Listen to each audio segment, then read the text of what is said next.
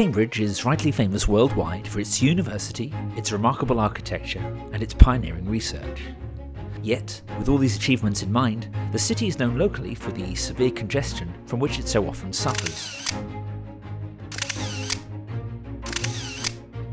Whether it is the building of new stations, the introduction of cycle schemes, a guided busway, or the threat of a congestion charge, the city's relationship with the motorist seems less than amicable. And until recently, there was the proposed Cambridgeshire Autonomous Metro, a £4.5 billion mass transit project which involved tunnelling under the city so as to create clearer, greener streets. But even over a century ago, when the streets were neither quite as crowded nor the roads as congested, a tram system served this city, before it was closed and ripped up for good.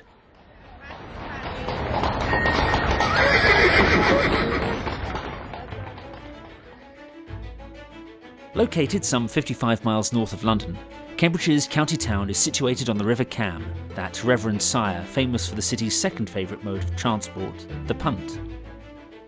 After the arrival of the railways and Cambridge Station a good mile from the city centre, Cambridge Street Tramways was authorised to build and operate a horse-drawn tram between these 2 points, opening as it did on the 28th of October 1880. A month later, a second route from the corner of St Mary's Street and Market Hill was opened at Hyde Park Corner, which now sits beneath the shadow of the Catholic Church, Our Lady of the English Martyrs. Before long, this section of line was extended to East Road. Though trams could switch between the two lines at Hyde Park Corner, this rarely occurred, with the two systems operating separately throughout their lives. It was on this second line that the Tram Depot could be found. We will begin with the second line first, at its eastern terminus, appropriately on East Road. Today, this part of the tramway sits adjacent to County Court. Viewers may be questioning where the traffic congestion is. To avoid it, this film was shot early on the morning of a bank holiday, thus the streets are unusually quiet. So our journey towards the market begins.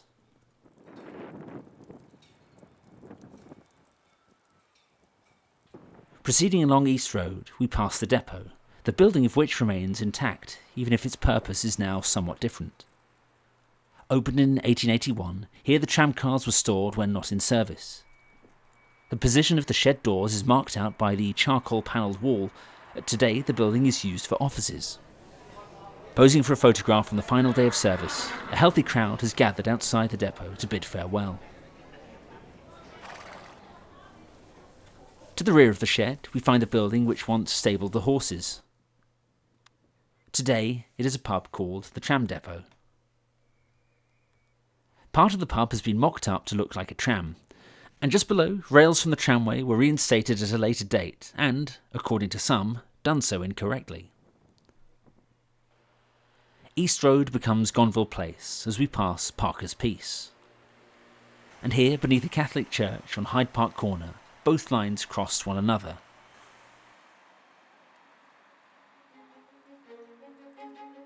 Whilst we are in this Seaton City of Learning, I'm delighted to draw your attention to Readly, a digital magazine subscription service that gives users unlimited access to over 5,000 national and international titles via your tablet or smartphone. Their service allows you to browse through high-quality titles, as well as numerous special interest magazines for every hobby, including my own. It means I can enjoy reading about and researching railway matters on the go, with great titles such as Railway Times, the BR Chronicles, and my personal favourite, Rail. Its convenience means that you do not need to carry a university library around with you, just your phone or tablet.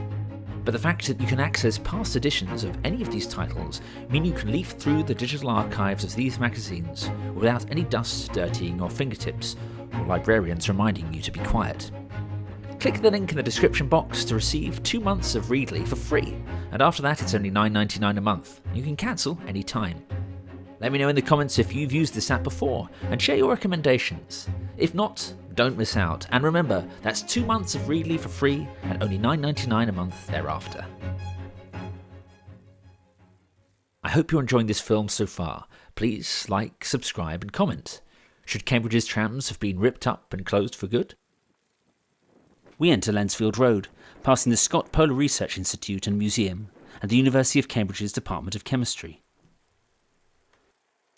So our tram would take the curve and head north along Trumpington Street,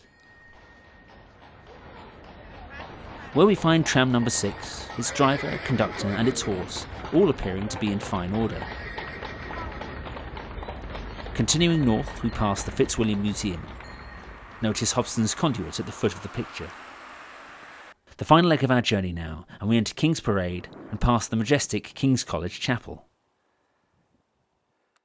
Here is tram number 5 outside the old school's building, with the Senate House lawns on the other side of the fence. And here we are well over a century later, looking at the same spot. Taking a final eastward turn, trams entered St Mary's Street beneath the church of the same name, said to mark the centre of the city. Here, again, tram number 5 on the corner of St Mary's Street and Market Hill. And the same view today. So, 1.5 miles since departing East Road, we reach the end of the line. But not the end of our exploration as we head southeast across the city to the beginning of the first of the street tramways to be constructed. It began here at Cambridge Railway Station. Once the route of many cross-country lines, Cambridge's branches have long since been clipped. But from here, passengers would alight their train, and some would choose to travel into town by tram, since the station is notoriously at a distance from the city centre. And on any given day, passengers may be presented with double-deck trams, or those with a single deck. And since Cambridge has little by the way of gradients, 1 horse per tram was all that was needed to haul its charge. We depart west along Station Road.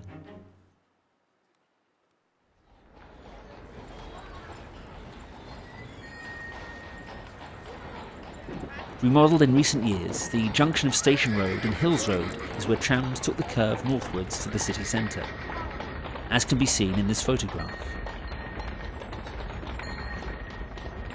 Whilst passing loops existed at various points on each line, Hills Road was the only stretch of tramway to be double-tracked for a majority of its length. Reaching Hyde Park Corner and the Catholic Church once more, we continue north onto Regent Street.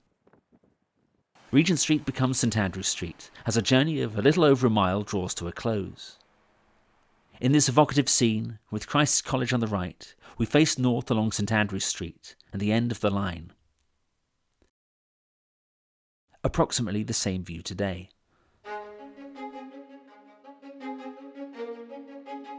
British Electric Traction considered electrifying Cambridge's trams, but no viable solution was found. Inevitably, the rise of the motorbus saw to it that the horse-drawn tram system drew to a close, carrying passengers for the last time on the 18th of February 1914, some 34 years since it opened. Happily, one of the tram cars, number 7, which entered service in Cambridge in 1904, was restored in recent times, thanks to the Ipswich Transport Museum and a grant from the Heritage Lottery Fund. But what of the future? A horse-drawn tram system would, in all probability, today cause more problems than it would solve. Do modern trams such as those found in Edinburgh or here in Nottingham have a role to play? For a time, it was thought the Cambridgeshire Autonomous Metro might be the answer. This ambitious scheme to connect major nearby towns and villages to the city was, among other things, intended to make public mass transit the natural choice for those commuting into or otherwise visiting Cambridge. As mentioned, this would have meant boring tunnels beneath the city streets.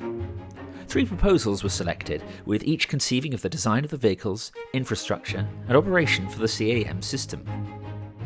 The Aegis system proposed the use of what would have been chiefly driverless autonomous buses capable of carrying 110 passengers in each vehicle on segregated roads. Among other features, the design stressed its green credentials and claimed to offer an on-demand service. The Mott MacDonald design proposed what appeared to be a similar vision, claiming to create a mode of transport that improved the livability of the region. Perhaps the most striking design was submitted by Dromos, which proposed the use of pods, which are requested on demand. These pods, and this system could, according to the literature, be delivered quickly. It's highly flexible, with options for tunnels, underpasses, elevated lanes, or segregated surface alignment. The project may have been scrapped, but these proposals share fundamental principles with Cambridge's early trams, their own dedicated track, mass transit, and so-called green credentials. And just as the bus surpassed horse-drawn trams, we might expect one day to see in Cambridge a place where a metro system of sorts outstrips the need for the motor car. We shall see. Only time will tell. It usually does. I hope you enjoyed this film. Please subscribe, click your notification bell, share and follow Rediscovering Lost Railways.